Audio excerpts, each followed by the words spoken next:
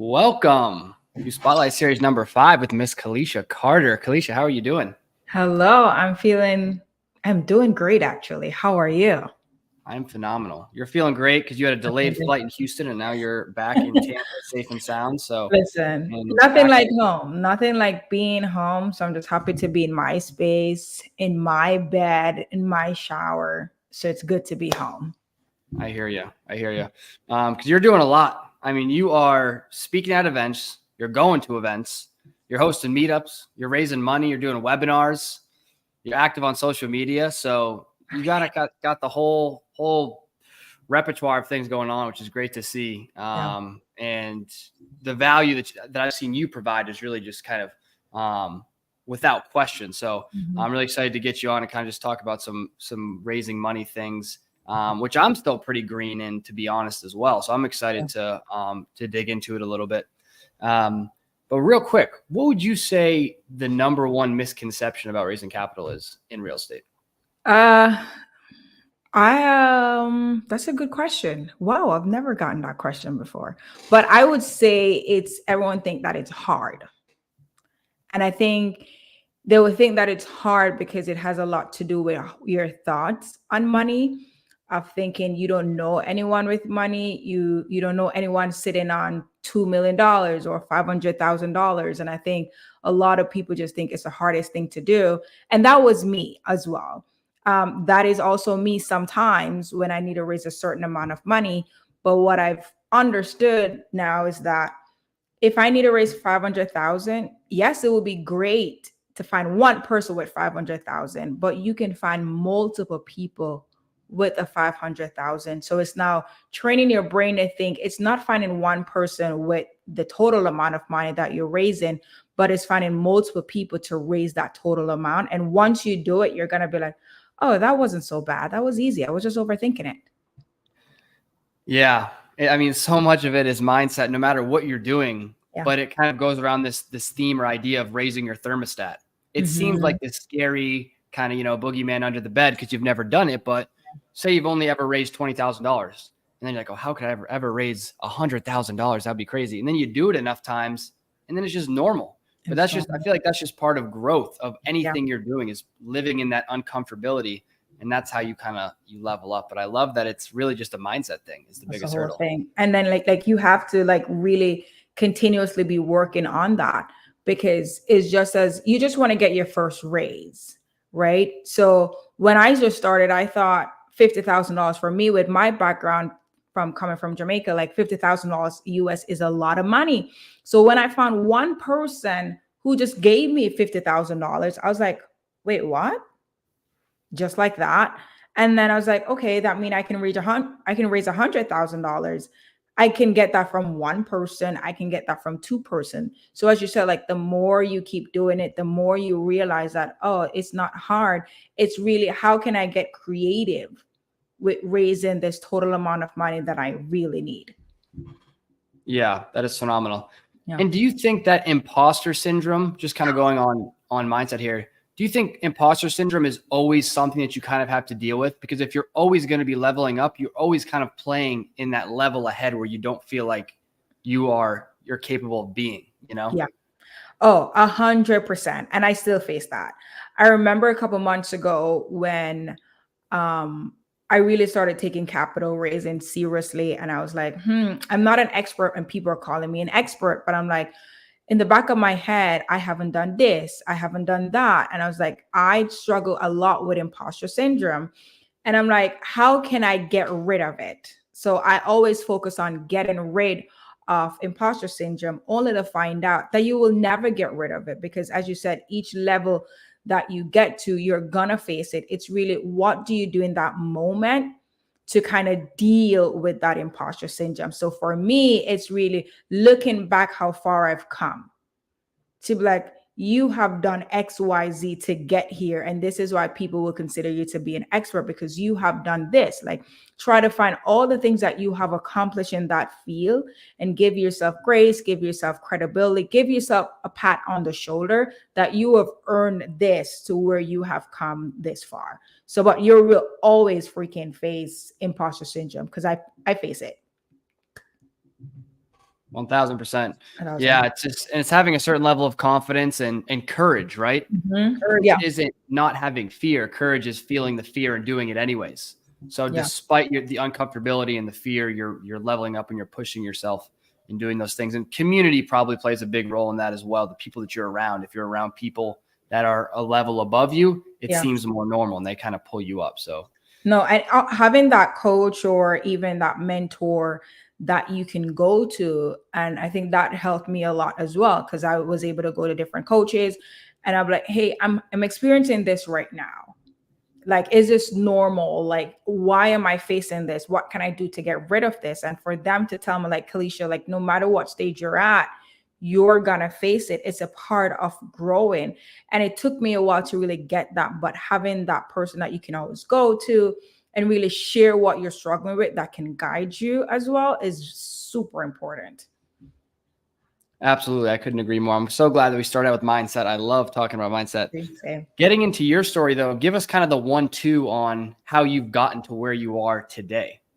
All right. I'm gonna sum this up. I've been trying to figure out a way to sum up all of this. So Jamaican, moved to the US, gave up my perfect corporate marketing job to come to a whole new country, worked in the restaurant industry because I was unsure what I wanted to do with my life next. And then being in that space, I got into real estate investing, figured it out through Google, Bigger Pockets, different podcasts, stuff like that. And in going through the process of acquiring real estate, I found out that, okay, Kalicia, you cannot get a loan because you're not a US citizen. I was like, there's no way. There has to be a way because someone else has done it. So long story short, found a way, this whole thing called private money. And I was like, okay, if I was using friends and family to get more projects, there's actually a truth to using other people's money. And I started doing it. And I was like, all right, I need to learn the right way, the process, so I could do more of it. So I invested in mastermind programs. So I joined like Amy Majori mastermind group where I really learned the right way how to do it, how to explain the process. But even after I did that, again, I didn't believe in myself that I could do it. Coming from my background, I'm like, I don't know anyone in the US who have money. I don't think there's anyone that's going to trust me with money. It's going to be hard for me to raise $25,000, even though I'd had friends and family invested more than $25,000 for us. And I kind of push it on the back burner because I didn't believe in myself. And a couple months after, I was in another mastermind program and we had to kind of dig deep into what is it that you really want. Like if you had a genie and you could get the dreams, all your dreams come true, or your wishes, what would that be? And in that session, I was like, you know what? I really want to be known as a capital raiser. No fear, but I want to be known as a capital raiser. I want to be known as when persons need money, they think of me and they come to me. And I remember writing that out fully, how I would feel when I get that accomplishment. And after that class session, I was like, you know what? I'm really going to go all in with this capital raising thing. And I kid you not, I went all in, Jake. And the amount of opportunities and doors that started opening for me, I was like, all because I went all in, these things came up. And because I also stayed consistent with it. Because even after I decided I wanted to go all in, there were times when I was doubting myself, okay, this is not working out. I made a wrong decision. Switch your strategy. And I was like, no, just keep pushing and keep doing it. And the progress that I've made over a year, it's insane because I decided to go all in. I would say February, March of 2023. And we're recording this now, May of 2024. So people will see me now and be like, you've been doing this a long time. No, I just went all in and stay consistent with it. Yeah, that is incredible. Going all in is such an important part of it. It's really tough to find success when you're 1 foot in, 1 foot out, because your brain is always going to seek out that escape route when it gets difficult. It's always going to look for that plan B. Yeah. But when you essentially, as Tony Robbins and, David Goggins would say, you burn the boats, then there is no other way. People say, well, what happens if it goes wrong? So that's not an option. This is working, right? I'm building the business. It's happening. But what if what are you going to do though? Where are you going to live? Yeah. Listen, this is happening. There's no other way. So when you have that mindset, it's what you have to have. And I think a big theme of everything you just said right there revolves around courage, honestly. And I haven't really thought about it before, but it is. I mean, coming to America as the first one in your family. Yeah. Yeah. Coming to America. To move here. Yeah. Cause I would travel back and forth, but to actually like give up, come into a whole new, well, I've been here, but come to live here, not knowing what the system is like. It's a whole different ball game. And it had a lot to do, as you said, courage. It had a lot to do with faith. And then just believing that it's going to work out. It's going to work out. It's going to work out. Just keep your head down. You're here for one reason only. And it's to make better, get better opportunities so you can take care of your family. So it's just staying head on and stay focused on what the goal is. And I just had to do that to get through it in a whole different country. Yeah, absolutely. What role has paying for the masterminds and the education as well as community played in your success and being able to get to the level that you're at? A significant role. It was so impactful. I'm so glad I did it. For someone who thought mentorships, mastermind was a whole scam. And then I thought persons would take my money, the amount of money as well that they were charging. I'm like, oh, hell no, that's way too much money. But I gotten to the point where I was like, I needed to be around people who was doing what I was doing. I needed a coach. I needed a mentor to really tell me or guide me. This is the stuff that you need to do, instead of me figuring everything else out on my own. And I just thought that I had to switch again my mindset from thinking this is going to be an expense of going into a mastermind, but more of an investment.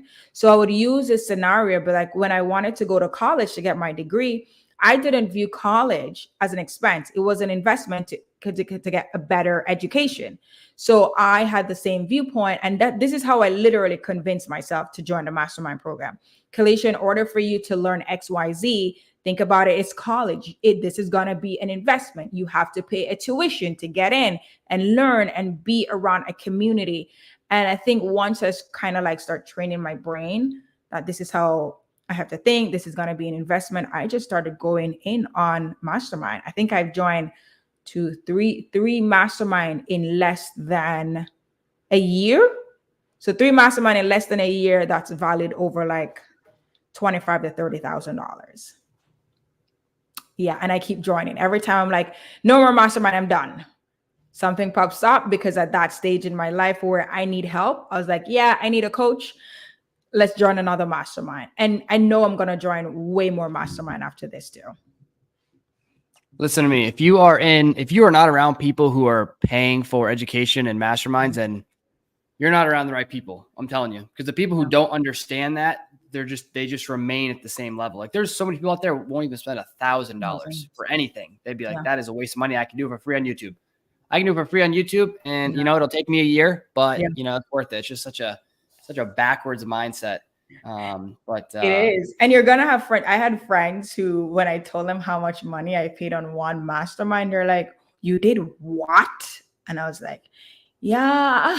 They're like, wait, you paid so much money? I was like, no, I didn't have to pay all of it up front. I did payment plan, all of that. But I found myself like, I was justifying why I paid the money for the mastermind. And I had to like catch myself and be like, bro, like, this is for you. Like, you don't owe anyone anything to explain to them why you pay X amount of money for a mastermind. You know within yourself what you need. So if that's what you need and that's what it's cost, do it. Like, you don't owe anyone any explanation. All you need is one relationship. One relationship could make you $1 million. You know what's so funny? I went to college, right? I got a finance degree, and I didn't really use it for anything, but I met my now business partner in school. So people tell me, hey, was college worth it? Worth it for me because I met my business partner. We've made almost, in the past couple of years in revenue, almost $1 million together. So one relationship from college, which was maybe 40 grand or whatever it was, has turned out into that. So pretty crazy. So even if you spend, 5, 10, 20, 15 on the mastermind, all you need is one relationship and you could walk away with 5, 10, whatever it is. So like I've gotten infinite return. There's one community that I joined. It was like $1,400 for the entire year. And within the first month, I raised $50,000. That's I made my money back, because after raising that $50,000 and charging a consulting fee, that was way more than what the mastermind costs. So I'm like, oh, I made my money back. I'm fine. I'll definitely keep renewing my membership. 100%. Yeah. It's all you got to put work into it though. You have to go with the right mindset and really look to extract what you can out of it. Yeah. Obviously give value to other people, but you want to extract things. Exactly. So what, in simple terms, what is raising money? Because for the longest time, I never really understood it. Seemed like too complicated, but for someone who has really no idea, what is raising money for real estate? Raising money is really, you just gotta, I need to find a simple way to put this, but like you have an opportunity, and whatever that opportunity is, business, or real estate, whatever it is. And let's say to acquire that opportunity, you need $5,000. Who do you know that you can go to for that $5,000? That's it. It's who do you know? And if you don't know someone who directly has that $5,000, is there someone else that I can go to who has that $5,000? That's raising the money. That's it. You're raising money that you personally do not have. That is the rate, and you're raising money for anything at all. You have an opportunity. Now you need to go find the money. That's it. Simply, if you need to go to a bank, you go raise the money from the bank and you take a loan. But in our case, we raise the money from a private individual where you can set the terms together. You agree on what the returns are together. There are no set rules or anything like that. It's like me and you. I'm like, Jay, can you lend me $100? I'll pay you back in 2 months. That's it. And for James to be like, I know Kelicia, I'm going to lend Kelicia $100 for 2 months. So that is raising money. Who do you know who has the money, or who can you reach out to that have the money? That is literally capital raising. Yeah, that is very simple. Very simply put. And why would they give you the money? So multiple reasons. An investor will give you money because either they're looking for a return, they're looking to make some form of interest because their money is sitting in the bank, wherever it's sitting, and it's just not doing anything. Sometimes they may be looking to grow their portfolio, whether they want to buy more real estate, but they also love their W-2 job and they have the money, or they want to acquire businesses as well, but they don't want to deal with the operation. So they'll also give you their money. They will give their money because they actually love seeing what you're doing. And they're like, oh my gosh, you are actually doing what you said you're going to do. I want to be a part of this journey. I believe in your dreams. I think you can go further based on what you're doing. Here's some money. I'm going to invest in you because I trust you as an individual. I believe in you. Do whatever it is that you want with the money, but I need a return on it as well. And the list goes on and on. So it's really going to come down to whatever opportunity that you have personally. So if I have an opportunity where I want to go into new construction, now I need to go find someone who believes in what I'm doing, right? Or looking for a return, and I can go to them and be like, hey, can you lend me money for this project that I am doing? And based on what their needs are or their goals are, that's how we'll put everything together. Yeah, that is great. I like the point you made about investing in you. Some people will do that. Hey, here's the money. I believe in you and your vision. I trust you to go allocate these funds appropriately or responsibly. I think from a numbers perspective, we're very fortunate in real estate to get returns that are not really seen anywhere else. So in that sense, it could be an easy sell. Because if you can go tell someone, hey, I can get you 10, 12, 10% return on your money in addition to like a 15% IRR, not to be complicated, but say the asset sales, right? That's very attractive for someone who has money just sitting in a stock account or, an IRA, self-directed IRA or whatever, earning nothing. It's not a very hard sell as long as you're credible and, show them that you know what you're doing. There's a lot of money out there. A lot. Yeah, there is. And And even though it's also going to come down to the knowledge of that person with the money. Because let's say, for example, this person has a W-2 job and they love their W-2 job. They don't know much about investing, but it's easier for them to understand the return for real estate rather than if you have a business and you want to break down cash flow and it gets all complicated. That person may not even understand it. Because for them, they're like, okay, this is too complicated. This is overwhelming. I don't have the business side, the invested knowledge or anything like that. Even though they could be making similar return, but just the numbers, the analysis and everything is completely different, which can be overwhelming to someone else. So it also comes down to that individual who has the capital and their knowledge of investing. I found a lot of investors who they don't know much even about real estate. One of my lenders, they just know that they would love to own rental properties. They don't want to be landlords or anything like that. They've tried it. They don't like it. They were losing money. They didn't even know they were losing money. For them, they're like, I have an asset. That's it. And I could stay here whenever I want. So I provided an opportunity, which was a real estate opportunity. And I said, hey, if you bring money, I'll give you a piece of the pie. You have equity in this asset because you want to own assets. That way, whenever you travel, you can stay at this property. You don't have to deal with tenants, no nothing, but you are now growing your portfolio without knowing much about real estate. So ensuring that was their goal. And they also wanted to invest with me. They wanted to partner with me as an individual. So that's two main reasons why they invested in one of my deals too. But I made sure to understand what is it that they really want and what their goal is, and then put everything together. What do they want and what is their goal? It sounds like some sales to me, folks. But I mean, that's everything is sales, right? And what is sales? It's just understanding, hey, what are your needs? What are your wants? What are your goals? Yeah. Do I have something that can solve those wants, needs, and goals? Yeah. It's as simple as that. And if I do, I need to convey it to you, in a way that makes sense to you and makes you want to do business with me. Do it.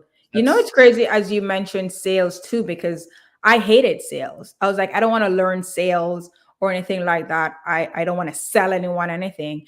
And I went to a conference and someone mentioned that raising capital is sales.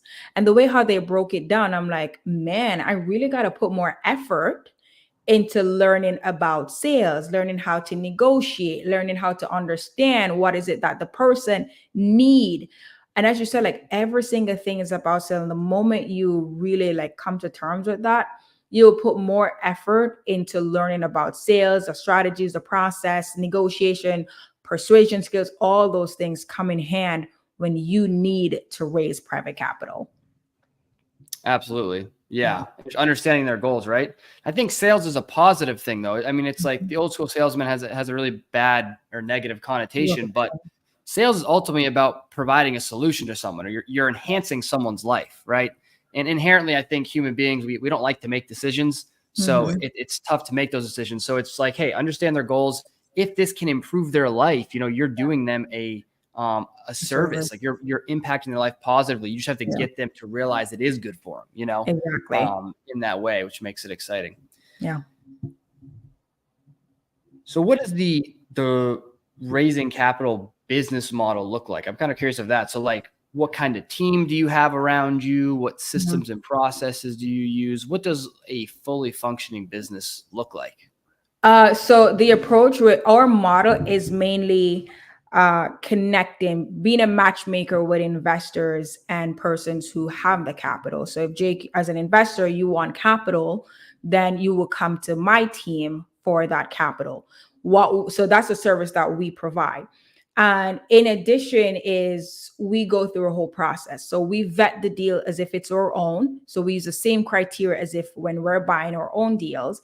And then it has to pass an underwriting stage. Your deal needs to have multiple exit strategies. It needs to have a certain profit margin. And then once you pass the underwriting stage, now we need to vet the borrower. Who are we really raising capital for, right? Have they done this before? Is this their first deal? How is the lender, the person who's coming in with the capital, how is their money protected? So we're treating this as if it's our own deal. We have our processes in place.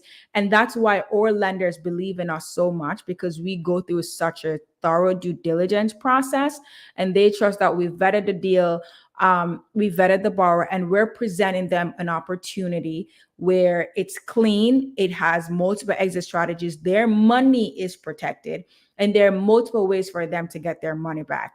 Our team has maybe like 3 persons, which is me, my admin person, and my underwriter, which is a tough cookie, by the way. It could be my friend that I'm like, this is a good deal. It's my friend, and he's like, no, this doesn't match the criteria. I need this, I need that, to make sure to see if this deal is worth you raising capital for. So I think even having a team that's looking out for your own like good and stuff like that is super important. And a lot of it as well come through collaboration. People will see the deals that we're raising capital for, and again, because they know how much due diligence we put in place, they will go out and raise the money for us. We put the deck and everything together, and they'll be like, hey, Kelicia, I see your email just came out. I have a lender that has this capital and want to invest for them. It's easier because I've done most of the work already. I put everything together. Our team already put everything together for them, so they can share it with their investor. And a lot of them just want to work with us because we've built our credibility, the thorough due diligence. Again, we make sure that even though we connect an investor with a lender, we don't just disappear. We're in the deal until that lender gets their money back. So we're the one providing updates to the lender. We're also communicating with the borrower. Hey, how's the project going? Do you foresee any delay? And because of our investor background, if there's any delay, we can also propose solutions as well. So we're literally in the transaction from the start to the end, and our lenders like that. Also, the borrowers love that because they don't have to worry about, I need to keep track of when this loan is due. I need to send update to lender. I can focus on finding more deals and completing the project at hand. Love it. So some of the, I guess, external players not on your team would be the person lending the money, the lender, Yep. and then Yep. you have the borrower person who, Yeah. who needs the money. Yeah. And then within your own team, you have an underwriter who's going to do a lot of the deep level underwriting. You obviously still have a high level understanding of what's going on, but he probably loves numbers, or she loves numbers and is doing that. And then you have an admin person who's kind of taking care of some of the, lower dollar per hour tasks. Are still very important, but you can't be doing that if you're building relationships, right? Yeah. And it's super with the admin person. Is super, super important because they're the one where once the deal is passed on the writing, once I vet the bar, they're the one that put the pitch deck together to really break it down after review it. They're also the one to make sure that investors get those pitch deck. They're the ones that make sure that if they have any questions, that they're setting up meetings with the lender and myself for us to review the deal. So they play a very crucial role in my business as well. Yeah, absolutely. All the team members are absolutely everything. Yeah. It's something I'm starting to learn how important it is to have really good team members, because once you have the systems and the processes in place, it just becomes about execution. Yes. And execution is solely rests on the people executing. Yeah. So depending on how capable the people are is going to make all the difference in the world, especially in regards to how much you have to be involved. Am I always answering questions? Do I have to micromanage, or can I, does it free me up? Yeah. So the team is huge. Super important. Can you take me through the let's call it the life cycle of the lead, but from a lead potential capital source to funding secured? What might that look like? That's a good one. So the person, let's say they found me on, I'm going to use this example of this investor. This person, we're in the same mastermind group. And in being in the same mastermind group, they did their due diligence. And then they sent me a message. Hey, I see what you're doing. I'd love to invest in you. I have capital. I want to deploy. And what deal do you have? My process. Hey, let's get on a phone call. Let's see if we're a good fit. Please fill out this form, this intake form, so I get an understanding of what's your source of funds, how much money you have, what are you looking to do, XYZ. That way, when we have our one-on-one meeting, which is usually a 15-minute call for me, then we'll see do I have an opportunity that matches what you're looking for, or even if we're a good fit. Because not because someone has the money means that I'm going to take their money. So that's where the qualification also comes in place. Once they fill out my form, I need to figure out where's the money coming from? What are your goals? How soon are you looking to fund? Why do you want to even lend? If I bring you an opportunity right now, would you be ready to jump on a deal? Do you need more time? That deal comes in, I qualify them.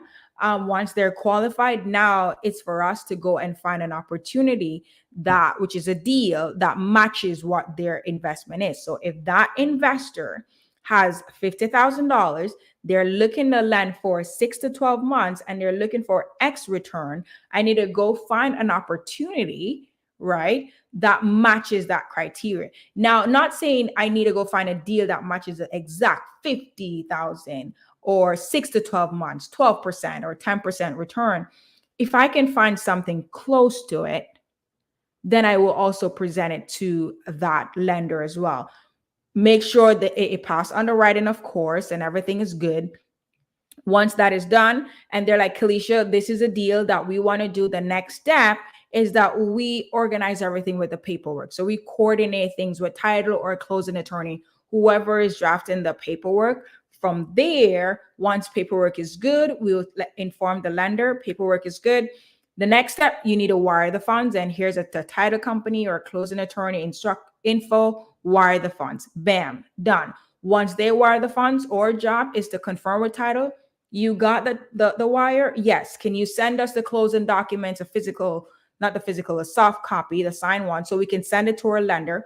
Also advise us, when will the paperwork be mailed to the lender? Because title, general, they should send a physical copy, like an actual copy, to that lender. We follow up with that, make sure the lender has their thing. From that, the next step is really now keeping track of, in our system, the loan due date, the next time that we should do an update. So if this is a 8-month loan, right? Okay, and we just closed in May, the next update we're going to provide to the investor will be maybe July or June. So we need to keep track of that. We're going to put that in our system, so we know we need to check in with the borrower that at that time, how's the project going? From there, we do a little back and forth, remind you, hey, your loan is coming due. Then, which is a crucial part, is once the loan is coming due, we now create a payoff statement. So that way, if this lender is completely new, if you ask them for a payoff statement, they're going to be like, what is that? I don't know what is that. So our team create that payoff statement, guide them what they need to fill out. We take that payoff statement, we give it over to title and make sure title has everything. And this payoff statement generally shows who the lender is, who the borrower is, how much money they should be getting, including their principal, their interest, if there's any late fee, where the money should be going. Are you sending a check? Are you sending a wire? Here are the wire instructions. So we make sure title has all of that. And now we wait until they get their money back. Once they get their money back, which a lot of people forget, once the lender confirms that they have their money, you need to send that lender something called a satisfaction mortgage, because you need to release the lien that was originally put on that property. So you need them to sign to be like, I got my money back. You can go ahead and remove the second lien because I repaid the mortgage.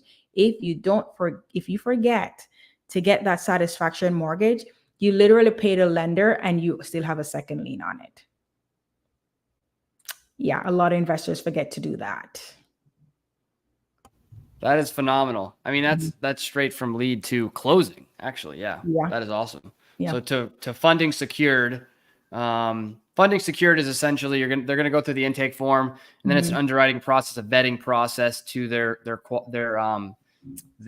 credibility, and then what they're looking for, and then it's on to searching for the project, and then furthermore. The things people can rewind that you just stated there, ensure that it gets to closing and the deal actually closes. And then you get paid once the deal closes, or technically you get paid once the funds are secured? No, once the deal is closed. Once the deal is closed, that's when we get paid. We do the standards invoice, the title company, all those stuff, wire instructions. They send over the fund. We're stated on the HUD as what our fee is. That's a consulting fee because again, we are providing a service to that investor. And then that's when we get paid. To wait to do all that work and then you have to wait until the end of 7 months to get paid. No. Yeah. It worked now. Incredible. Well, I appreciate you coming on. I thought that was pretty value packed for 30 minutes. We're a little bit over, but good. For you, that is acceptable. Where can people find you? At Keliesha Carter, I have the handle on my screen. So anywhere, Facebook, Instagram, LinkedIn, YouTube, it's gonna be my full name, no middle name or anything. It's full KELEISHA